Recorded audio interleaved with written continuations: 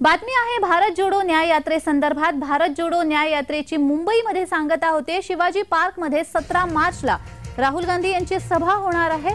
रविवारी 17 मार्चला मुंबईच्या शिवाजी पार्क मैदानामध्ये काँग्रेस नेते राहुल गांधी यांची सभा पार पडणार आहे। मणिपूरमधून सुरू झालेल्या या भारत जोडो न्याय यात्रेची सांगता ही मुंबईमध्ये होणार आहे। शिवाजी पार्क येथे व्यासपीठ उभारण्यात सुरुवात झालेली आहे।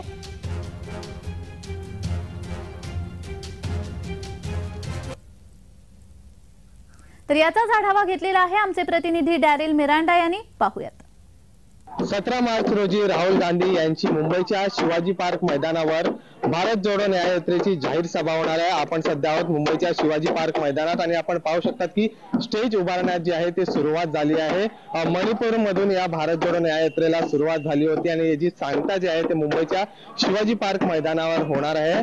इथे आपण पाहू शकतात की आता स्टेज देखील बांधण्यास सुरुवात करण्यात आली।